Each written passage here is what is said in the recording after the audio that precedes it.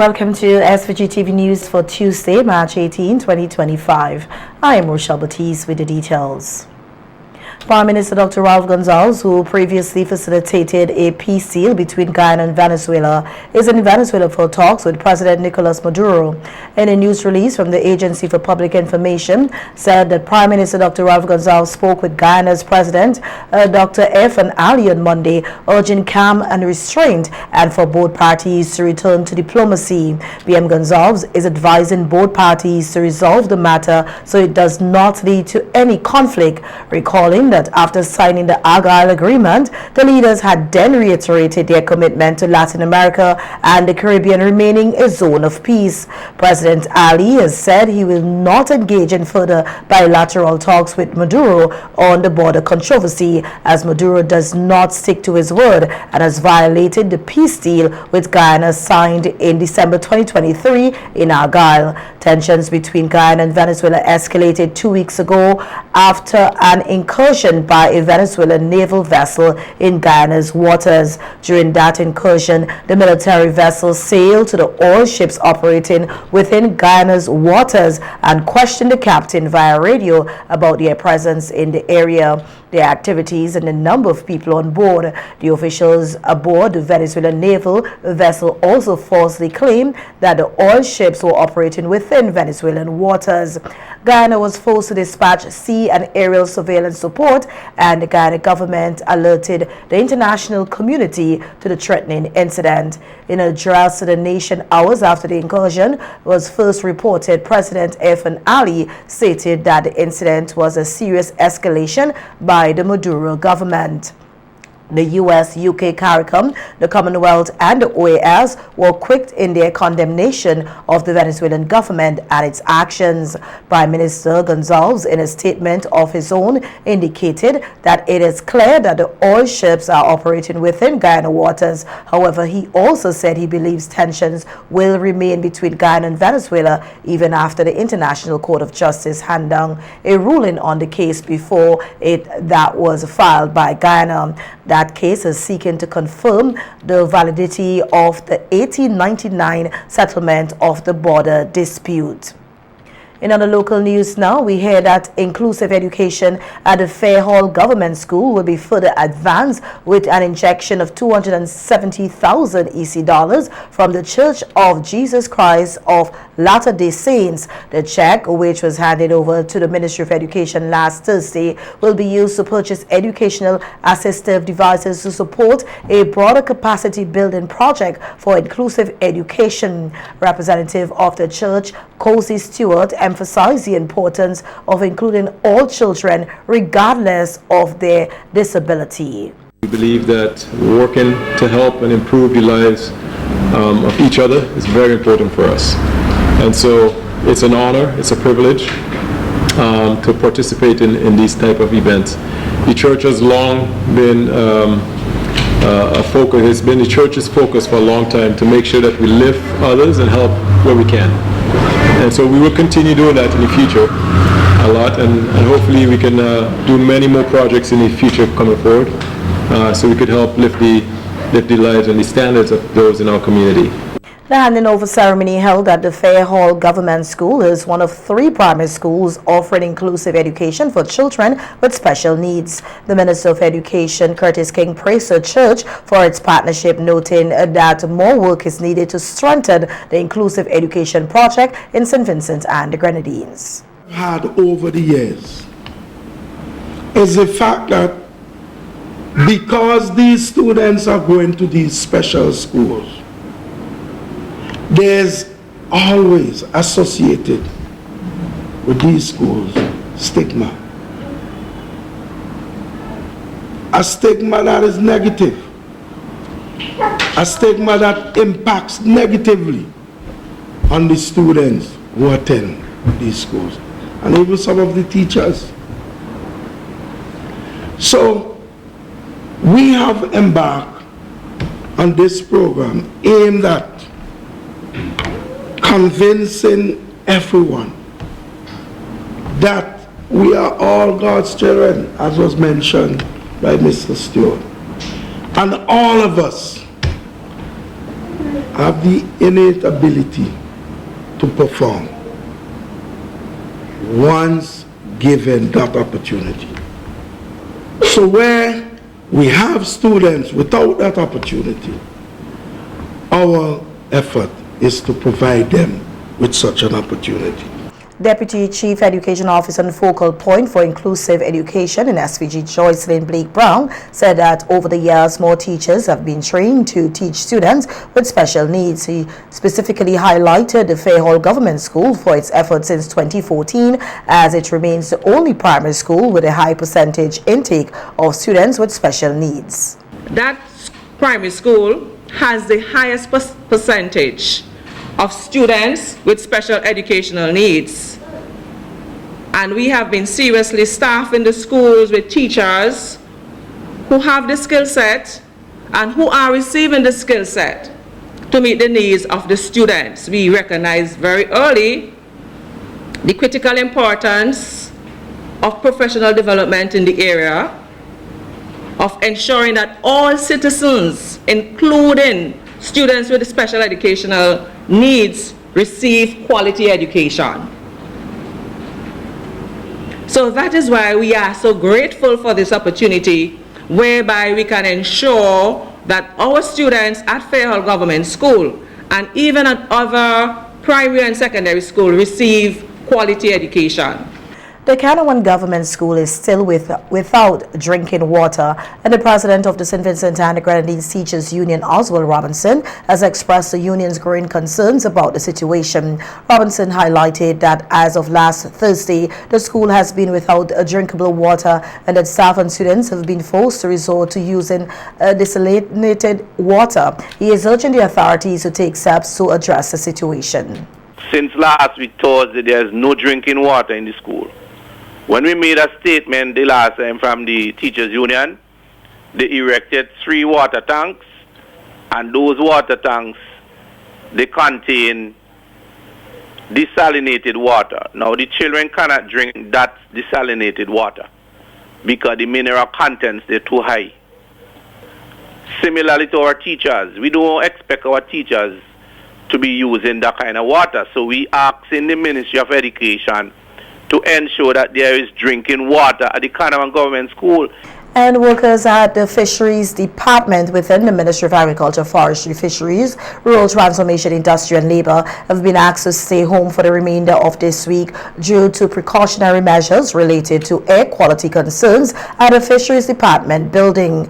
In a news release from the Permanent Secretary in the Ministry, Cuthbert Knight, it was stated that the Ministry is currently investigating a potential air quality issue at the Fisheries Department and assured all stakeholders that the health and safety of staff as well as the continuity of essential services are top priorities.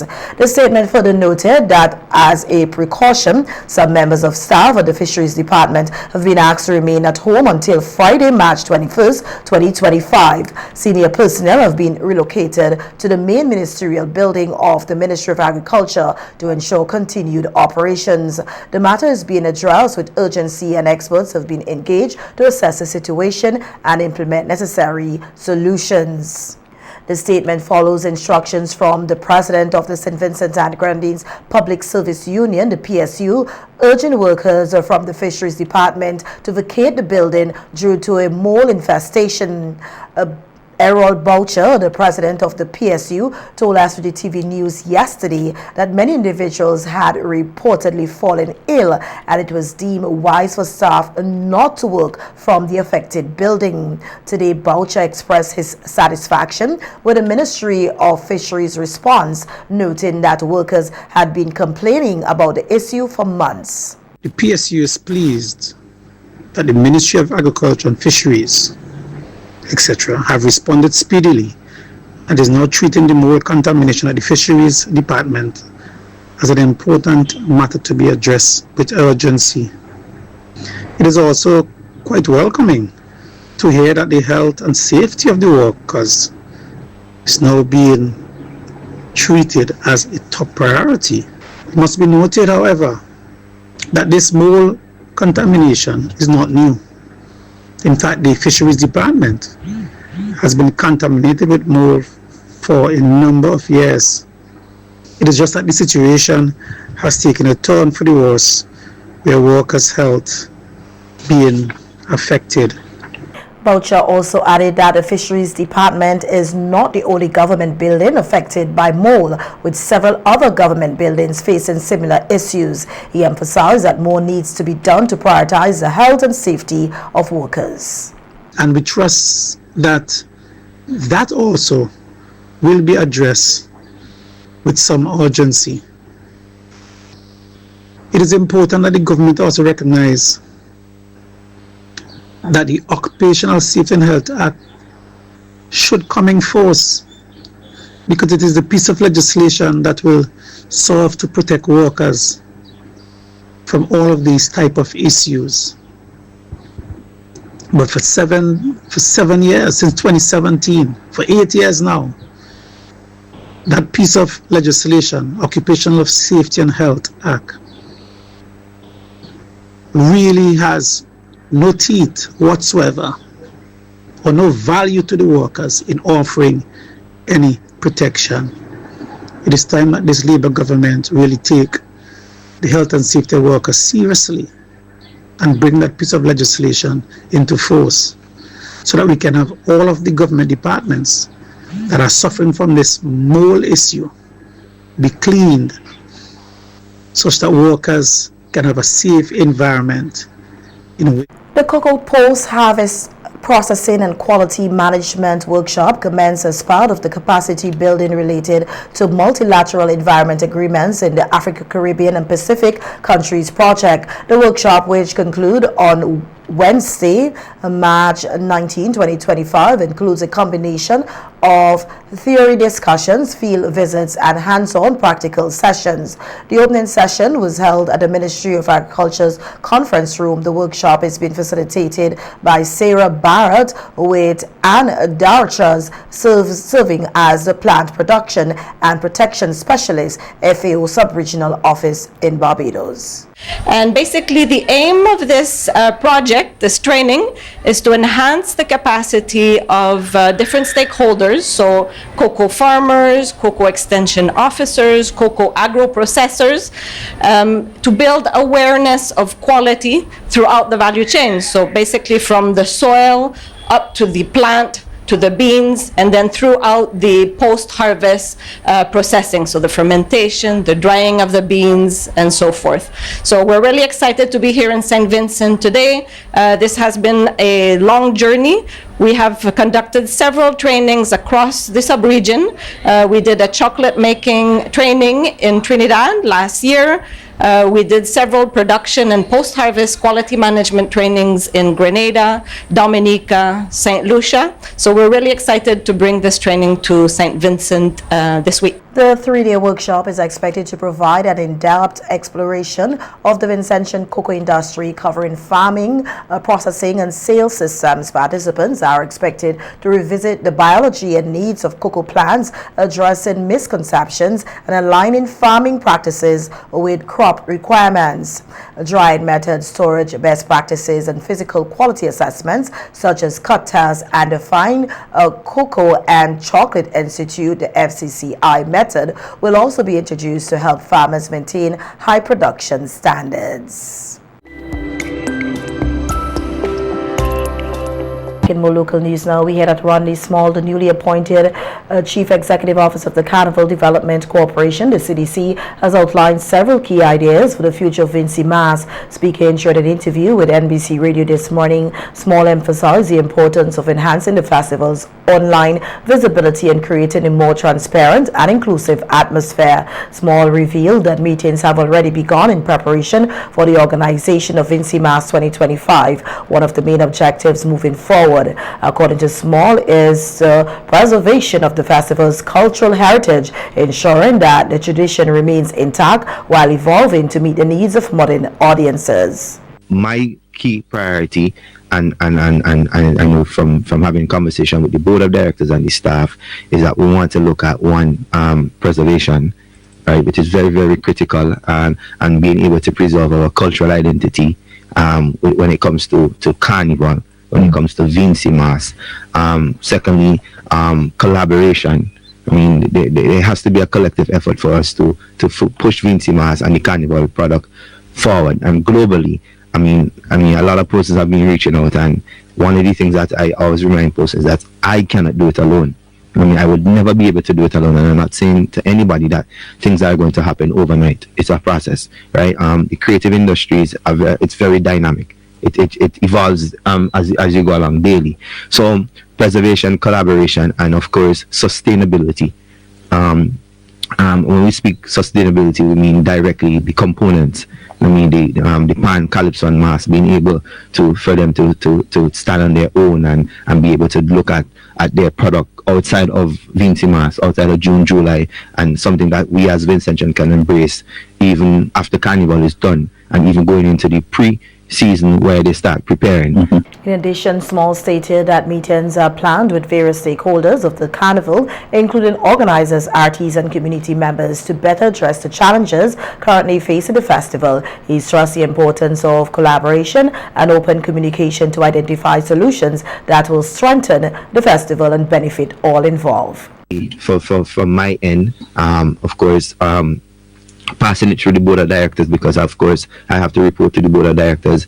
We're looking to do a full run of meetings just to sit and listen to the different stakeholders of Carnival, not just directly stakeholders of the CDC, but the private promoters and all these persons who are not directly CDC, just to sit and listen to see how we can really create a marriage, and basically put Vincy Mas on the level in which it needs to be. Small further highlighted that product development will be a critical focus moving forward. He explained that enhancing the delivery of carnival-related products, from costumes to performances, is key to improving the overall experience for both participants and attendees. I really think that we have to look closely at product development, not just from a CDC standpoint, but CDC facilitating the opportunity for us to develop our artists, our producers. I mean, I spoke about the components, even our service providers, although that they're not directly CDC, but they have businesses, entities that we can also challenge them to do better, to put their things on a different level, so that when we go out in the global and the digital space, persons can see that, no boy, these service providers are on their game, they're stepping their game up, and again, allowing them to expand on their business. Because if we don't encourage certain things from a CDC level, then they won't see the need to buy it. You understand? So if you're utilizing some of the new technology with LED screens and lights and all these things, if we're not using them, they won't buy it. And then, you know what I mean? We will not be able to have that conversation on the global space. Small pledged that both short-term and long-term enhancements will be implemented to ensure Vincy Mas continues to grow and thrive, providing an unforgettable experience for locals and visitors alike. And in other local news now, we hear that law enforcement authorities in St. Lucia have arrested a Vincentian police officer and 3 others during an anti-drug operation at the Vieux-Fort port as part of ongoing efforts to combat illegal activity and strengthen national security on the island. We hear more in this HTS News report. The choppy waters between St. Lucia and St. Vincent have long served as a corridor for smugglers trafficking illicit goods, including firearms, ammunition, and narcotics. On March 13th, the Royal St. Lucia Police Force, committed to dismantling criminal networks, launched an operation that led to the arrest of 4 men caught in possession of illegal drugs. An intelligence-driven operation conducted between Sandy Beach and Savans Bay Vieux-Fort resulted in the arrest of 4 Vincentian nationals. These 4 individuals were intercepted while disembarking from an unregistered blue and white vessel. They were found in possession of suspected controlled drugs and other restricted imports. One of the individuals, a Vincentian police officer, was also arrested during that operation. On site, customs, immigration, and officers from the gang's narcotics and firearms unit conducted preliminary investigations. The suspects were transported to the Vieux-Fort police station, where they were formally informed of their rights. Police have identified the suspects as Lamar Spooner, Colin Stay, Desron Cooper, and Dino A. Lewis.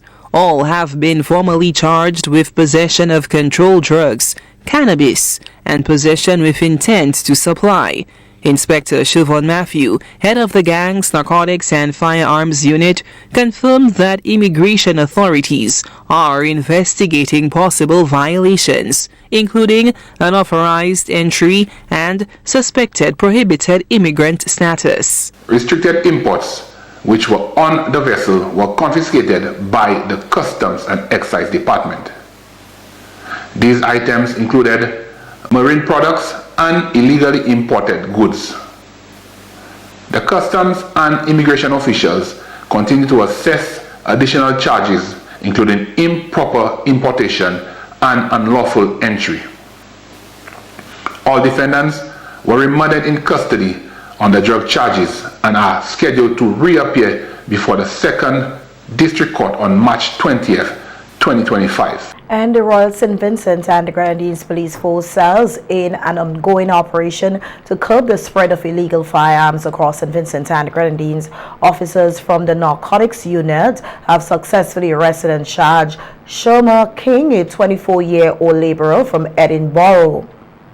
The 4 cells on Saturday, March 16, 2025, acting swiftly and effectively, officers intercepted King in Lomans, Windward. A thorough search of the vehicle he occupied led to the discovery of a 9mm Taurus pistol, an illegal firearm, further disrupting potential criminal activities involving unlawful weapons on our streets. King was formally charged and taken before the Serious Offences Court on March 17, 2025, where he pleaded not guilty. Bail was set at $12,000 with one surety, and he was ordered to report to the Central Police Station every Monday until the matter is resolved.